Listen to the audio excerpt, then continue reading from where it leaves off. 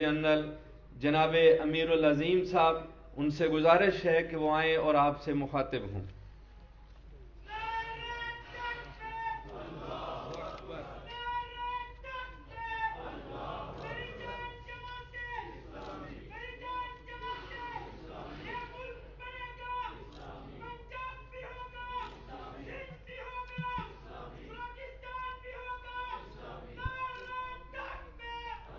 نحمده ونصلي على رسوله الكريم اعوذ باللہ من الشیطان الرجیم بسم اللہ الرحمن الرحیم۔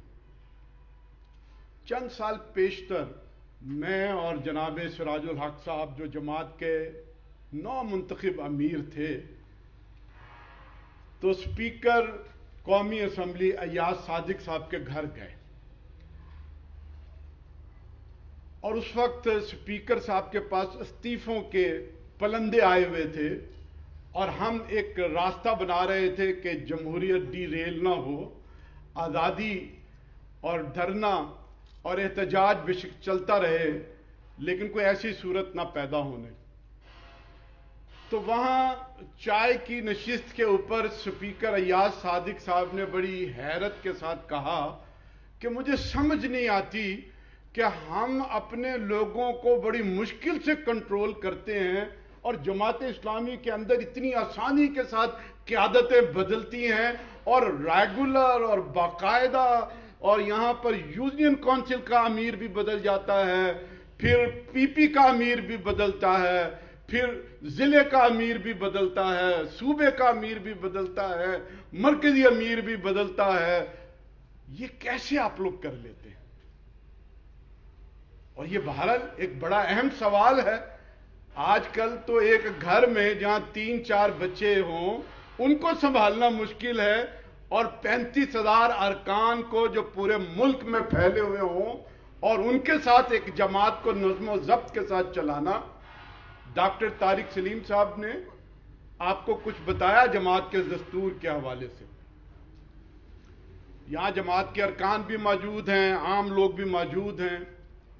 3 ایسی جماعت کی امتیازی خصوصیات ہیں جو جماعت کے نظم و ضبط کو قائم دائم رکھتی ہیں۔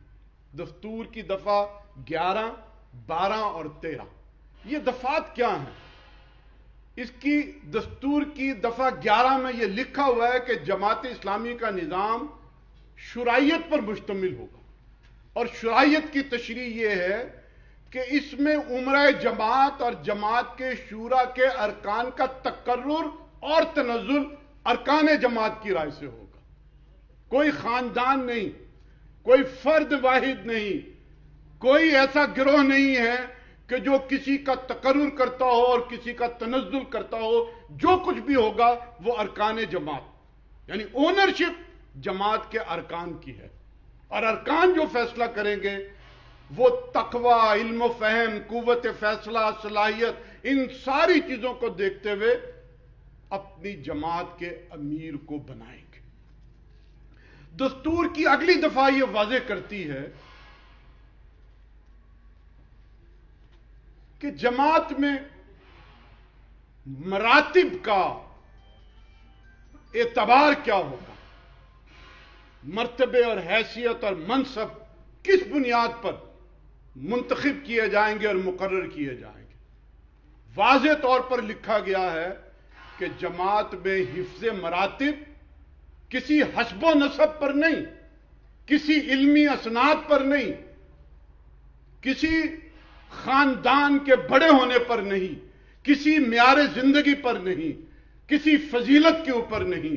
جماعت میں حفظ مراتب کا اصل اور بنیاد یہ ہے کہ اللہ اور اس کے رسول کے ساتھ وفاداری، اور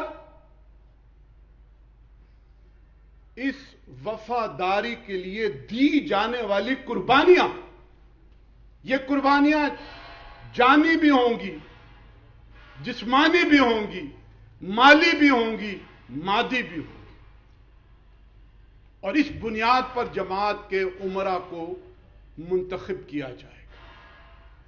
چاہے کوئی مستری ہو، کوئی امام ہو، کوئی کسی حیثیت کہ روزگار سے وابستہ ہو. استاد اسکول کے ٹیچر جماعت کے اضلاع کے امیر رہے ہیں, جہاں بڑے بڑے انڈسٹریلسٹ ان کے ساتھ کام کرتے رہے. صرف جماعت کے دستور میں کچھ خوشنما الفاظ نہیں لکھے گئے, اور بھی بہت ساری جماعتوں میں الفاظ اور جملے اور پیرائے ہو سکتے ہیں, لیکن عمل نہیں ہوا کرتا. یہ جماعت اسلامی ہے کہ جہاں جو کچھ لکھا جاتا ہے اس پر پورا عمل کیا جاتا ہے. اور تیسری دفعہ یہ ہے, دفعہ نمبر 13, جس میں جماعت کا ایک امتیاز بیان کیا جاتا ہے. وہ کسی منصب کا امیدوار نہ ہو, وہ اللہ کی خاطر یہ کام کر رہا ہو, اس کے اندر جماعت کے نظام کو چلانے کی صلاحیت ہو.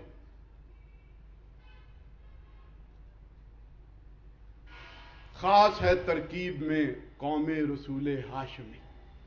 یہی وجہ ہے کہ جماعت اسلامی 8 اشروں سے ایک ایسی مثال بنی ہوئی ہے کہ جس کے لیے یونیورسٹیوں کے بزنس ایڈمنسٹریشن اور مینجمنٹ اور پولیٹیکل سائنس اور سوشیالوجی کے ڈپارٹمنٹوں کو کوئی پی ایچ ڈی کرنی چاہیے, تھیسس بنانا چاہیے کہ یہ اس طرح کی مثال کس طرح سے وجود میں آ گئی. پھر جماعت اسلامی کا امتیاز یہ ہے کہ جب ہم یہ سارا کام کرتے ہیں, دینی جماعت ہے, اور بھی بہت سارے لوگ دین کا دعویٰ کرتے ہیں, لیکن بانیان جماعت اسلامی اور مولانا مودودی نے لِيُظْهِرَهُ عَلَى الدِّينِ كُلِّهِ وَلَوْ كَرِهَ الْمُشْرِكُونَ, کہ دین کو ہر چیز پر غالب کر کے دکھانا ہے. یہ وہ امر ہیں کہ جس کی وجہ سے بڑے بڑے درباروں حکومتوں میں زلزلہ برپا ہو جاتا ہے. وہ کہتے ہیں کہ آپ نماز پڑھیں, آپ مسجدیں بنائیں, آپ مدارس بنائیں, آپ اس کے علاوہ جو مرضی کریں, آرائشی اسلام بنائیں, نمائشی اسلام بنائیں. بڑی بڑی جماعتیں بھی یہی سارا کچھ کرتی ہیں. لیکن جہاں یہ بات آئے کہ نہیں, اسٹیٹ بینک سود کے بغیر, معاشی نظام سود کے بغیر, عدالتیں شریعت کے ساتھ, معاشرت دین کے ساتھ, اقتدار اعلی حاکمیت کے ساتھ, اللہ کی حاکمیت کے ساتھ, یہاں مسئلہ پیدا ہو جاتا ہے. اسے پھر پولیٹیکل اسلام بنا کر یا سمجھ کر بڑی بڑی اسٹیبلشمنٹ, چاہے وہ لوکل ہو یا انٹرنیشنل اسٹیبلشمنٹ, وہ ان تمام لوگوں کا راستہ روکتی ہیں, چاہے وہ ترکی کے اندر ہو, مصر کے اندر ہو, بنگلہ دیش کے اندر ہو یا پاکستان کے اندر ہو, جو یہ والا دین کا مزاج رکھتی ہیں. لِيُظْهِرَهُ عَلَى الدِّينِ, بت پرستی تھی, آگ کی پوجا کی جاتی تھی, بادشاہتیں تھیں. آج کے دور کا سب سے بڑا بگاڑ یہ ہے کہ اسلام کو محدود کر دیا گیا ہے, مسجد, منبر اور محراب تک محدود کر دیا گیا ہے.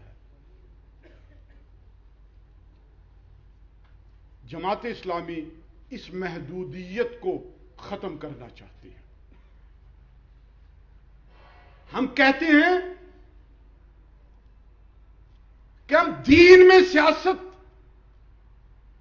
نہیں لانا چاہتے, ہم مسجدوں میں سیاست بازی نہیں کرنا چاہتے, ہم دین میں سیاست کا داخلہ نہیں چاہتے, ہم سیاست میں دین کا داخلہ چاہتے ہیں. اور جب تک سیاست میں دین داخل نہیں ہوگا وہ چنگیزیت پر ہے.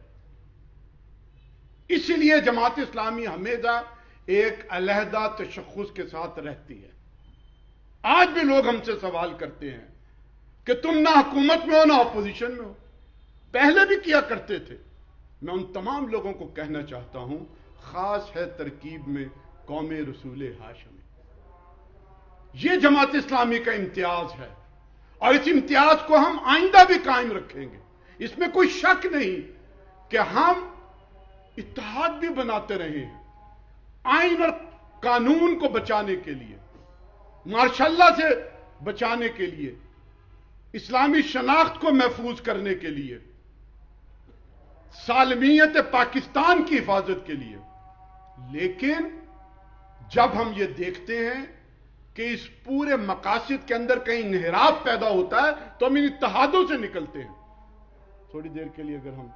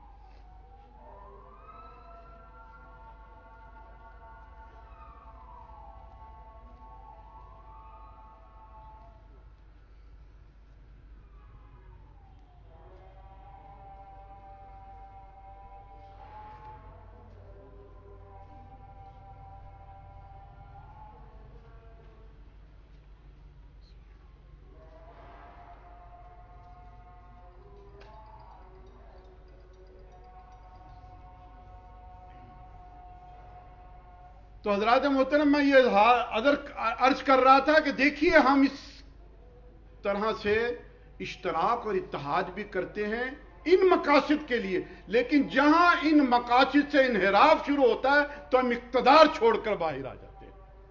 हमने नवाज शरीफ को वजीर आजम बनाया, लेकिन जब हमने ये देखा IGI के जमाने में कि अफगानिस्तान के मामले में UN और अमेरिका की डिक्टेशन पर मुजाहिदीन की हुकूमत बनाने के बजाय जाहिर शाह और मुजद्ददी और न जाने क्या क्या कुछ कर रहे हैं, तो हम बाहर आ गए। हम अपनी साख की हिफाजत करते हैं, और आजकल तो साख दांव पे लगी हुई है। किस तरह की साख दांव पे लगी हुई है? पार्क लेन वाले और सराय महल वाले और पनामा लीक्स वाले जनरल आसिम बाजवा से सवाल कर रहे हैं कि हमारी तो महल्लात इस यूरोप के अंदर होने चाहिए, तो तुम्हारी कंपनियां यहां पर क्यों पहुंच गई? फॉरवर्ड ब्लॉक बनाने वाले, जंगल में मंगल बनाने वाले, सुप्रीम कोर्ट में जाकर हुकूमतों को गिराने वाले आजकल एजेंसियों के ऊपर सवालात कर रहे हैं। जो आलाकार थे वो किस तरह का सच बोल रहे हैं? साख किसकी दांव पर लगी हुई है? और हम ये समझते हैं कि ये जमहूरियत की बुनियाद के ऊपर जद्दोजहद नहीं हो रही। जिस तरह से इस्लाम के हवाले से इन जमातों ने आराइशी इस्लाम पर तो बहुत गुफ्तगू करते हैं, लेकिन इस्लाम के हकीकी इक़्तिदार को हासिल करना, सूद के खिलाफ कौन पिटीशन में गया? नवाज शरीफ साहब और आजकल इमरान खान साहब, जिन्होंने मदीने की रियासत का ऐलान किया था।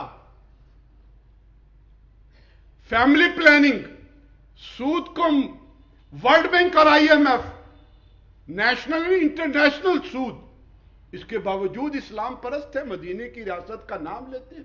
और मेरे भाइयों, बयानिया कुछ नहीं है, यह कौम को धोखा देने के लिए सच बोलने वाली बात है, और सच अपने बारे में नहीं, दूसरों के बारे में। जो सच आजकल बोला जा रहा है, यह बेबरकत सच है।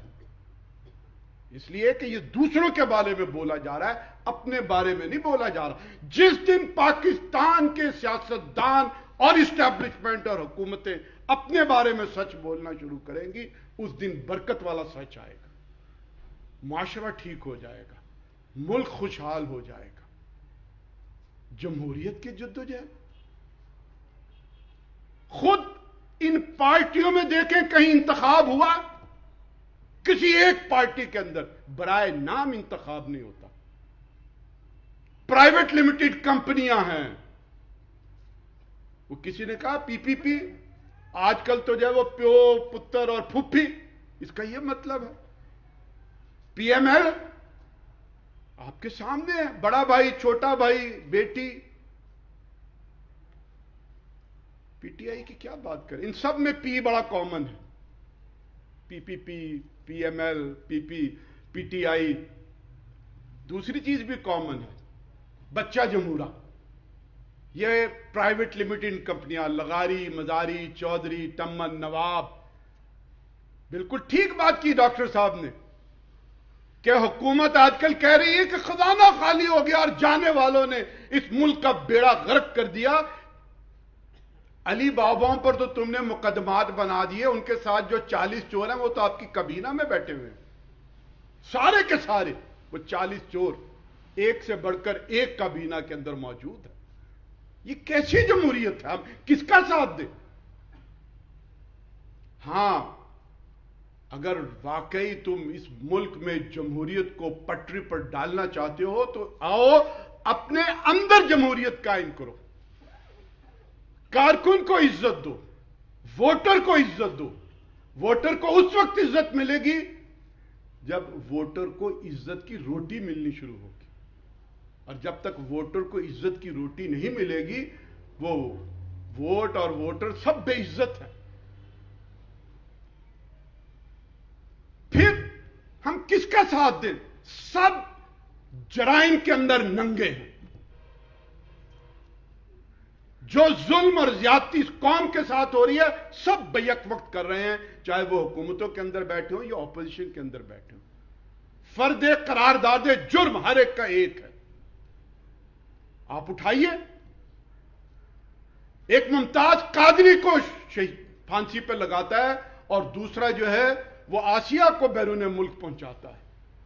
نبوت کے اوپر کس طرح سے یہ حملے کرتے ہیں اور بین الاقوامی ایجنڈے کے اوپر چلتے ہیں۔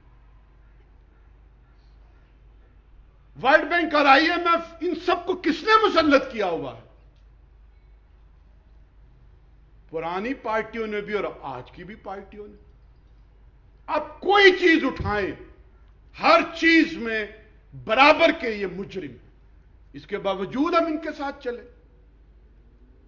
ہم اپنی شناخت کے ساتھ قوم کو یہ کہنا چاہتے ہیں کہ آئیے سچ کا ساتھ دیجیے، وہ سچ جو صرف بولا ہی نہیں جائے، جس پر عمل بھی کیا جائے۔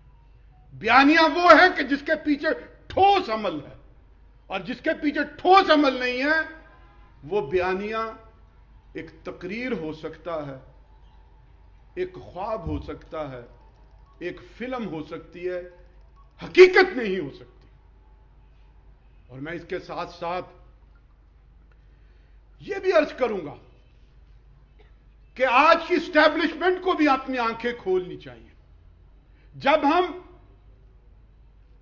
ان لٹیروں سے سوال کرتے ہیں تو جمہوریت کی دہائی دینے لگتے ہیں، اور جب بڑے بڑے جرنیلوں سے پوچھتے ہیں کہ جناب جنرل مشرف صاحب پاکستان فرسٹ، اب آج کل پاکستان ہی نہیں آ رہے، یہ تمہارے بینک کے اکاؤنٹس اربوں روپے، یہ ایسٹس کہاں سے بن گئے؟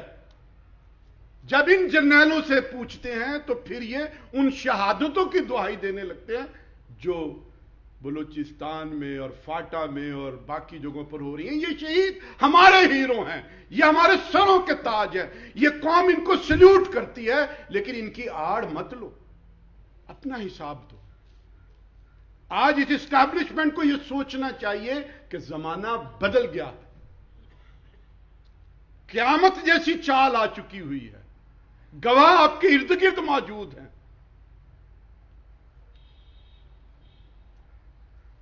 हिफाजत करो अपनी साख की। पाक फौज को मलिया मेट नहीं करने देंगे। एक वक्त में हाई कोर्ट और सुप्रीम कोर्ट के चीफ जस्टिस का तकर्रुर हमारे सियासतदान करते थे। फिर किसी ने रिट पिटीशन की और फाइनल हो गया, एक कुलिया बन गया, उस कायदे के ऊपर चलना शुरू हो गई सुप्रीम कोर्ट। सियासतबाजी खत्म होकर रह गई। मैं मुतालबा करता हूं कि फौज के अंदर भी कोर कमांडर मिलकर बैठे और इज्तिमाई बसीरत से फैसला करें कि फौज किसी एक फर्द के इशारे पर नहीं चलेगी, इज्तिमाई बसीरत के साथ चलेगी। और ये जो सिलेक्शन है और एक्सटेंशंस हैं और ये सारी चीजें, ये इन लोगों के पास जो हिंदुस्तान के साथ ताल्लुकात रखते हैं, जो मोस्ट फेवरेट नेशन करार देते हैं, जो राहदारियां कायम करते हैं, इस फौज को चाहिए कि अपनी मंजीर थल्ले डांग फेरे, तब इस कौम को यह ठीक कर सकेगी। हमें पता है, और मुझे बताने वाले खुद फौज के लोग हैं जो ये कहते हैं कि उकाड़े में पीटीआई के किस पार्लियामेंट के रुकन से कितने पैसे लेकर उसका टिकट दिया गया। एजेंसियों की अमल दखल खत्म करो, कानून की हुक्मरानी कायम करो। कानून के जोर पर यह काम होगा, एजेंसियों के जोर पर यह काम नहीं होगा। खिलाड़ी मत बनो, रेफरी बनो, और रेफरी के पास कानून का सुरख कार्ड मौजूद होता है, और जो उसकी खिलाफ वर्जी करे, चाहे वो इस पार्टी से हो या उस पार्टी से, उसको निकाल बाहर करो, अक्रॉस द बोर्ड एहतसाब करो। मुझे तो किसी वक्त रात को नींद नहीं आती कि जब मुझे यह पता लगता है कि ऐन किसी वक्त पानामा लीक्स की तरह कोई लीक आएगी और पता लगेगा कि फलां चीफ ऑफ स्टाफ फलां सुसर की वजह से मुकर्रर किया गया था, कि उसने फलां सियासी लीडर के साथ क्या वादे किए थे। लोगों के पास ये सारी चीजें मौजूद हैं। और मैं ये गुजरात आकर इसलिए बात कर रहा हूं कि ये वो इर्द गिर्द का इलाका है कि जो पाक फौज की अजमत का अलमबरदार है। यहां पर निशाने हैदर मौजूद हैं। बिल्कुल हम उन सबको सलाम पेश करते हैं, और हम वो लोग हैं कि जिन्होंने इस मुल्क की सालमियत के लिए बगैर किसी तमगे और वर्दी और किसी लालच के अपनी जवानियां नहीं, अपनी शहादतें पेश की। पलटन मैदान से लेकर अफगानिस्तान के पहाड़ों में और कश्मीर की वादियों में आप कब्रों को अगर तलाश करेंगे तो एक सिपाही, एक फौजी पाकिस्तान का होगा और दूसरा उसके साथ जमात इस्लामी का कारकुन लेटा हुआ होगा। यह हमारी तारीख है। लेकिन हम ही यह गिला कर सकते हैं, बाकियों के गिले नहीं हो सकते। और मैं अपनी कौम से भी अपील करता हूं कि इतने बरस से जो तमाशा हो रहा है, सांप और सीढ़ी का खेल है, इसको खत्म होना चाहिए। ये रेफरी कर दे, वरना ये कौम आगे बढ़े और फैसला करे। ठोस अमल के साथ सियासतदानों को जांचने और परखने की कोशिश करें। सुभान रब्बिका रब्बिल इज्जति अम्मा यसिफून व सलामुन अलल मुरसलीन वल्हम्दुलिल्लाहि रब्बिल आलमीन।